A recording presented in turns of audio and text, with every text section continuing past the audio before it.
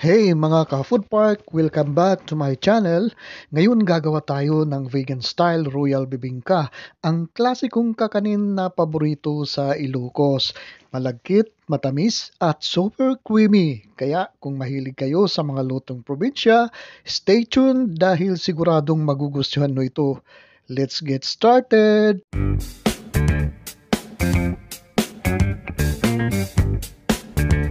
Sa isang mixing bowl ay pagsamasamahin natin ang 1½ cup na glutinous rice flour, 1½ cup na rice flour, 1/2 tablespoon na baking powder, at saka 1 cup na sugar.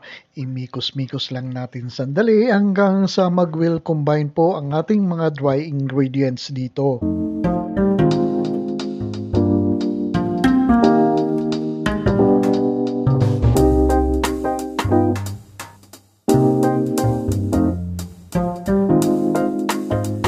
Sa isang mixing bowl ay ilagay natin ang ating 4 large na mga itlog at pagkatapos ay ibit lang natin ito ng bahagya para mag-combine po ang egg yolk at saka yung egg whites.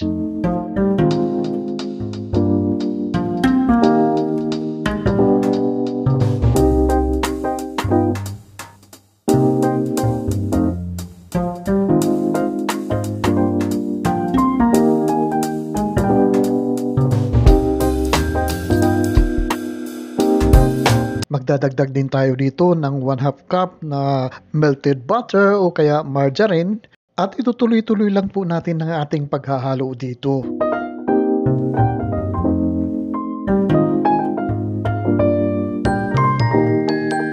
Maglalagay din tayo dito ng 1/2 tablespoon na vanilla essence.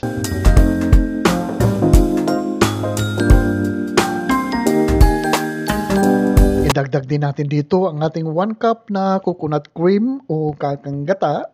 At habang hinahalo po natin ito, idadagdag na rin natin ang ating 1/2 cup na evaporated milk.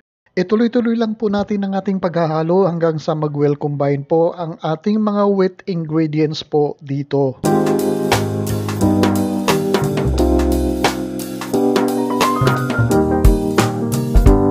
Ngayon naman po ay dahan-dahan natin ihahalo ang ating mga dry ingredients po dito at hahaluin po natin ito ng maigi hanggang sa mag-well combine at ma-achieve natin ang isang smooth na butter.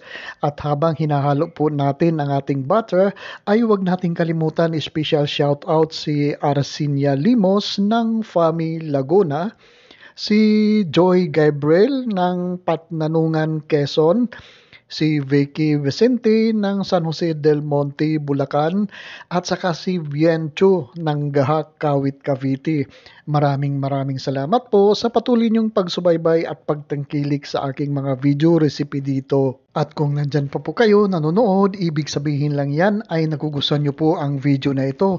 Paki-comment niyo naman po kung saang lugar kayo nanonood para special shoutout ko po kayo at ang lugar niyo sa susunod kong video upload. At ngayon mukhang smooth na po ang ating butter, kaya ngayon ay i-prepare na po natin ang ating 9-inch na round pan. Lightly grease lang po natin ito ng butter o margarine para hindi po dumikit ang ating bibingka kapag ito po ay naluto na po.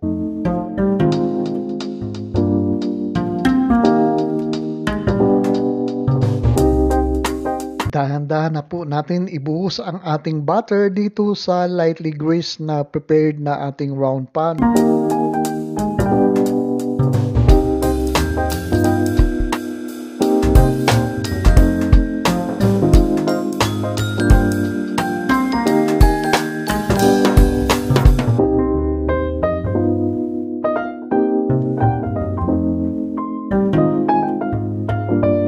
I-cover muna natin ito ng aluminum foil para hindi po agad masunog ang ating binibake na bibingka. At i-bake lang po natin ito halfway lang, mga 30 minutes po siguro o depende sa oven na meron po kayo. At pagkatapos ay hahanguin uli natin ito.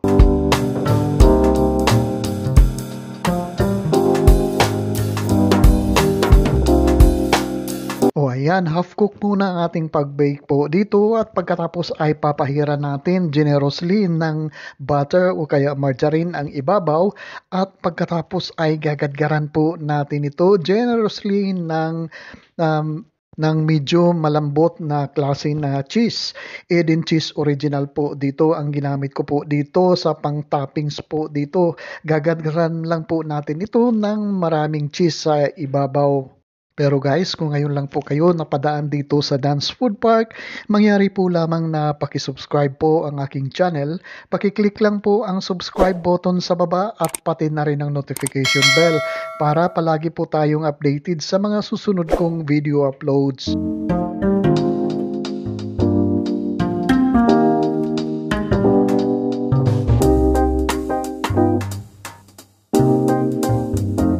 O ayan, ibabalik uli natin ang ating bibingka sa ating oven at ibibake po natin ito ng mga ilang minutes hanggang sa matunaw po ang cheese sa ibabaw at mag light brown po ang kulay ng ating bibingka. At palalamigin muna natin ito bago po natin i-slice at i-serve ang ating napakasarap na vegan style bibingka.